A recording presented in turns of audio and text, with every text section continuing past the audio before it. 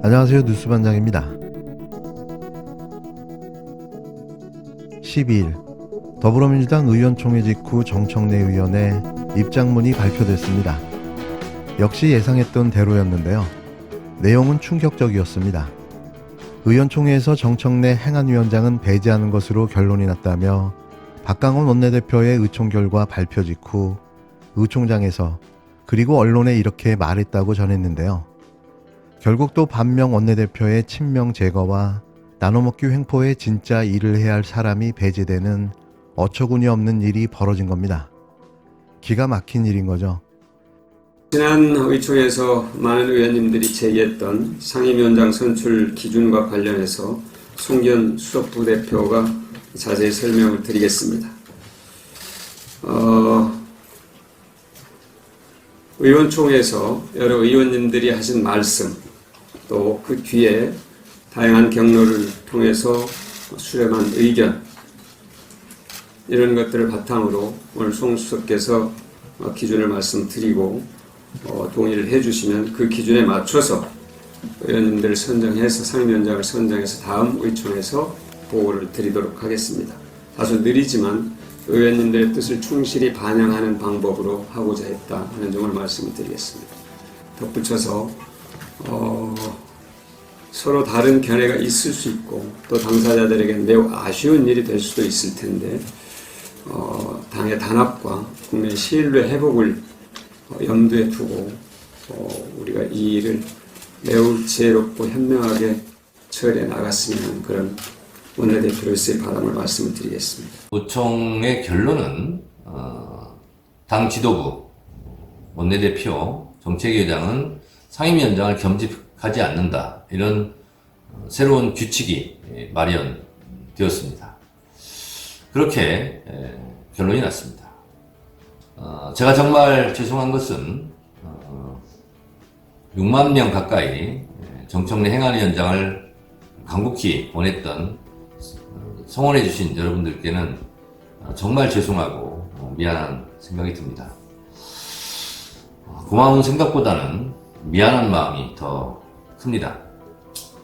그동안 열흘 넘게 제가 행안위원장 기필코 사수를 외쳤던 것은 여러분들의 바람에 조금이라도 부응하고자 하는 측면도 굉장히 컸던 부분입니다. 그러나 어찌하겠습니까? 저를 상임위원장으로 뽑아줄 사람들은 당원 여러분들이 아니라 국회의원들인 것을, 그리고 국회의원들이 유권자인 것을,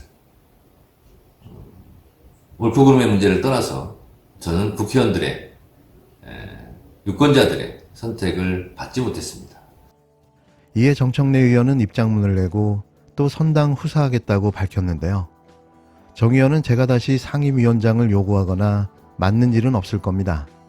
저는 상임위원장 자리를 원했다기보다 의사결정 과정의 원칙을 원했던 것이라고 토로했는데요. 또 그는 정치란 의사결정 또는 의사결정 과정의 모든 행위라며 제가 쓴 정치 알아야 세상을 바꾼다에 자신이 직접 써놨다고 밝혔습니다. 그러면서 의사결정은 선택이라며 국회의원은 능동적으로 선택하기도 하고 수동적으로 선택을 받기도 하는 공직자라며 국회의원은 유권자들의 선택에 따라 당선되기도 하고 낙선되기도 한다고 말했는데요. 그러면서 이럴 땐 우리 유권자들의 선택을 존중해야 한다고 강조했습니다. 끝으로 그는 국회 상임위원장의 유권자는 국회의원들입니다. 저는 오늘 유권자인 국회의원들의 선택을 받지 못했습니다. 유권자의 선택을 존중하고 인정하고 승복합니다. 선당 후사하겠습니다. 성원해주신 당원들께 미안하고 고맙습니다라는 말을 남겼는데요. 이게 과연 옳은 결정이었을까요? 누구보다 일을 잘할 수 있는 사람, 누구보다 열정적으로 그 일을 해낼 수 있는 사람이 일을 맡아 해야 하는 게 아닐까요? 또 편가르기, 계파정적 죽이기, 농공행상이 벌어지고 말았습니다. 과연 무엇을 위한 상임위원장 자리 나눠먹기였을까요? 박강원 원내대표의 행보를 예의주시해 지켜보겠습니다. 장관님께서 이제 강경 발언을 하시면서 이제 민주당 의원들의 감정을 자극하고 결과적으로 부결을 시켜서 이제 방탄 프레임을 씌우려는 거 아니냐. 민주당은 저 없으면 어떻게 서셨을지 모르겠어요. 모든 게 다 제가 하는 거고, 지금 그 민주당 말씀대로라면은 민주당은 제가 원하는 대로 움직일 수 있는 정당이란 말씀이신가요? 저를 너무 과대평가하시는 것 같습니다. 저도 안에서 좀 저 기사들을 보니까요. 제 설명 때문에 민주당이 모욕감을 느껴서 방탄을 한 거다라는 취지로 민주당의 대변인께서 뭐 말씀하신 것 같더라고요. 그런 거 말고 진짜 이유를 말해보시라는 말씀드립니다. 오히려 민주당의 거듭된 방탄에 대해서 국민들께서 모욕감을 느끼실 거라고 생각합니다. 누구도 돈 봉투 주고받고 녹음하라고 시키지 않았습니다. 민주당의 말씀은 원래는 제대로 하려고 했는데 제 말 듣고 욱하고 기분 나빠서 그것도 범죄를 옹호했다는 얘기인데요. 공당이 하기에는 참 구차한 변명이라고 국민들께서 생각하실 것 같습니다. 그 돈봉투 관련 수사는 지금 얼마나 진행되고 있을까요? 검찰에서 절차에 따라서 공정하게 수사하고 있고 앞으로도 그럴 거라는 말씀드립니다. 이런 거 보셨어요? 이런 정도 증거를 제가 본 적이 없거든요. 그리고 제가 말씀드렸다는 것처럼 그 녹취 과정에 있는 민주당 측 인사들이 하나같이 거기에 대해 정확하게 부합하는 진술을 하고 있잖아요. 뭐가 더 필요한 건지. 동영상 같은 거 말씀하시는 거예요? 제가 보기에 이 정도 설명됐다면 제 그동안의 경험으로 볼 때는 증거는 이례적으로 많다라고 말씀드릴 수 있을 것 같습니다. 돈봉투 의혹 사건과 관련해 체포 동의안이 발의됐다 부결된 무소속 윤관석 이성만 의원에 대해 한동훈 법무부 장관의 고의적이고 의도적인 강경 발언이 오히려 부결을 만들어내기 위한 의도된 꼼수가 아니었냐 하는 지적이 나왔습니다. 한 장관의 의도적인 강경 발언으로 민주당 의원들을 자극해 체포 동의안을 부결시켜 민주당의 방탄 프레임을 씌우려 한 것이 아니냐는 기자의 지적에 한 장관은 또 깐족거렸는데요. 구체적인 증거도 사실관계도 확인되지 않다 보니 이런 프레임을 씌워서라도 부패한 정당, 비리를 옹호하는 정당이라는 이미지를 만들려 하는 것이 아니었냐는 겁니다. 내년 총선을 위해서 말이죠. 물론 이건 저의 아주 주관적인 생각임을 밝힙니다. 한동훈 법무부 장관이 더불어민주당을 탈당한 무소속 윤관석 이성만 의원의 체포동의안이 부결된 것을 두고 민주당의 거듭된 방탄에 국민들께서 모욕감을 느끼실 것이라고 말했는데요. 한 장관은 12일 국회 대정부 질문을 마치고 누구도 민주당의 돈봉투를 주고받고 녹음하라 시키지 않았다며 이같이 떠들어댔습니다. 이어 한 장관은 민주당의 말씀은 원래 제대로 표결하려 했는데 제 말을 듣고 욱하고 기분이 나빠서 범죄를 옹호했다는 이야기인데 공당이 하기엔 참 구차한 변명이라고 국민이 생각하실 것이라고 옹알거렸는데요.